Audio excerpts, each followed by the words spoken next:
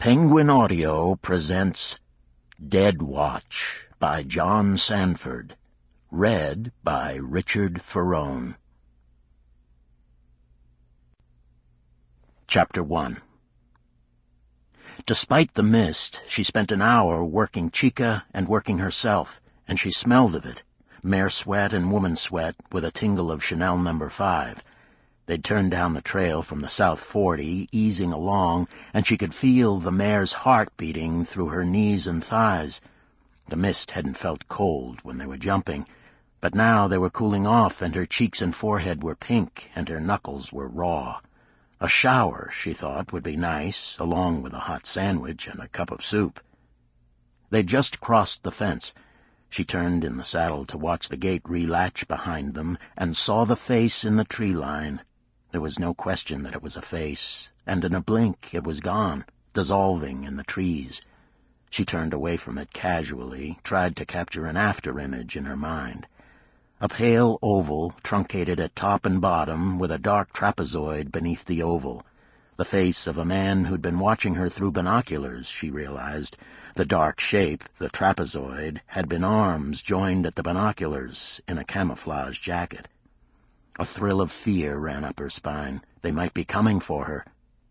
She suppressed the urge to run the mare, but not the urge to push her into a trot. They came down the fence line, and she took the remote from her pocket, pointed it at the inside gate, and it swung open in front of them. They went through, and she turned and closed the gate, her eyes searching the tree line as she turned. Nothing. They went on to the barn, Chica in a hurry now, anticipating the feed bag. When she came off the horse, she was feeling loose and athletic and was beginning to question what she had seen. Was she losing it? Was the pressure pushing her over the edge? There'd been nothing but a flash of white. Lon, the barn man, came over as she led the horse inside to the smell of horse shit and hay and feed, the odors of a comfortable life. She brushed a fly away from Chica's eye as she handed the reins over. "I worked her hard, Lon. She's pretty warm." Then over the groom's shoulder, in the lighted square of the open barn door, she saw the housekeeper jogging across the barnyard, a folded newspaper over her hair to deflect the rain. Lon, an older, hook-nosed man whose skin was grooved like the bark on an oak tree, turned to look and said, "She's in a hurry." She met Sandy, the housekeeper, at the barn door. "Sandy?" "2 men are here." "2 men?" "Watchmen," Sandy said. She looked up at the house. "Did you let them in?" It's raining." Sandy was suddenly afraid that she had done wrong. "I left them in the front hall." "That's okay. That's fine." She nodded. "Tell them I'll be a moment." Sandy fled back across the barnyard into the house. She and Lon talked about the horse for another 30 seconds. Then, as she turned toward the house, Lon said, "Be careful, Matty." She took her time, cleaning her boots on the boot brush outside the door and on the mat inside, peeling off her rain suit and helmet, shaking out her hair, hanging the gear on the wall pegs in the mudroom. Still wearing the knee-high boots, she clumped across the kitchen and up the back stairs to the bedroom. From the closet she got the bedroom gun, a blue steel .380. She jacked a shell into the chamber and disengaged the safety, stuffed it in her jacket pocket. She was afraid of the watchmen, but more than that. She was also interested in what they'd say and excited by the prospect of conflict. She wasn't exactly a thrill-seeker, but she enjoyed a test, and the more severe, the better. She'd been a rock climber. She drove fast cars. And always the horses. The horses might someday kill her, she thought. Riding was as dangerous as a knife fight. She took the back stairs down to the kitchen, walked out through the living room to the front entry. 2 men waited there, both in leather bomber jackets, blue shirts, and khaki slacks. They'd put on their uniforms for the visit. She knew one of them, Bob Sheenan, who worked behind the parts counter at Canello's Farm and Garden. He was about 4th or 5th in the local watchman ranks. She knew the other man's face, but not his name. "Been out riding?" Sheenan asked when she walked into the entry. She didn't answer. No pleasantries for the watchman. "What do you want, Bob?" "Well, now." Sheenan was a big man with a bar-brawler's face, pale blue berserker's eyes, one damaged eyelid half shading his left eye, scar tissue under both of them, a crooked banana nose, large yellow teeth. He smelled of pizza and beer, though it was not yet 10 o'clock. "You're telling people that the watchman had something to do with your husband." "You did," she said flatly. "I want to know where he is. If you're not here to tell me, then get out." He jabbed a finger at her and stepped closer.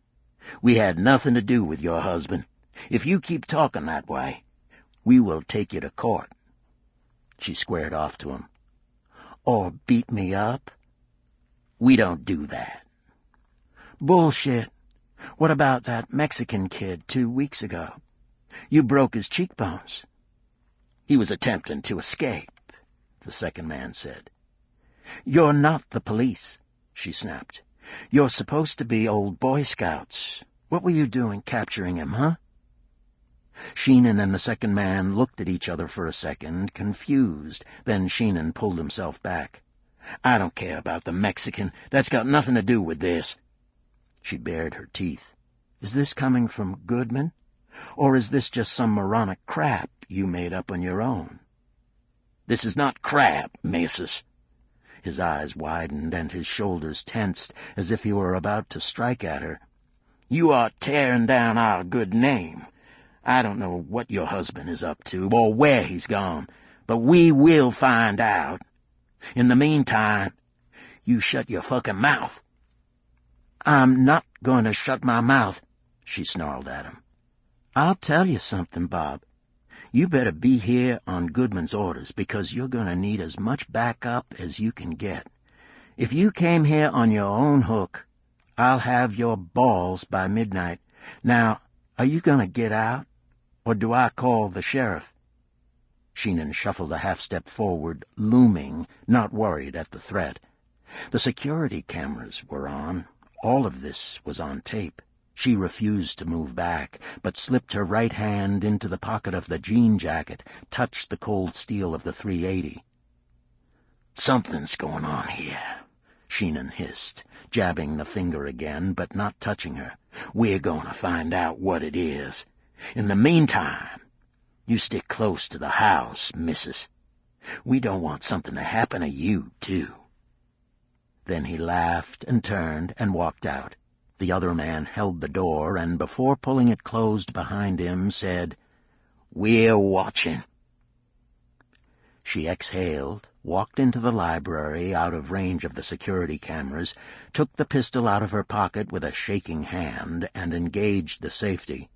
Her biggest fear was that they would do something stupid, that they would stage an accident, a mishap, a mystery killing, a disappearance. Even if they were eventually caught, that wouldn't do her any good. She could hear the local news anchor, and then she vanished into the same darkness that took her husband. She'd worked as a reporter for a television station in Richmond and used to write that stuff. That's how she'd do it. She'd been planning to run for 2 weeks. Sheenan had pulled the trigger. She put the gun back in her pocket, headed for the stairs, and shouted, "Sandy?" Sandy came out of the kitchen, wiping her hands on a dish towel. "Yes?" "I'm going into town. Did you pick up the dry cleaning?" "Yes, I did. I've still got them in the kitchen." "I'll need the red blouse and the gray slacks. Bring them up and put them on the bed. I'll be in the shower." "What about the schnitzel? Will you be back for lunch?" "I'll get a bite in town. You and Lon and Carl could have sandwiches, and leave one for me in the refrigerator. I'll eat it cold this afternoon." "Yes, ma'am." She took the pickup into Lexington, driving too fast, enjoying the feel of the back end kicking out in the turns, grabbing the gravel and throwing it. She was moving fast enough that anyone trailing her would be obvious. If anyone was there, she didn't see him. The face across the fence haunted her. Had it been real? Was it imaginary? In town, she stopped at the bank, took out $5,000 in cash, returned 2 books to the library, filled the truck's gas tank, went... Sample complete. Ready to continue?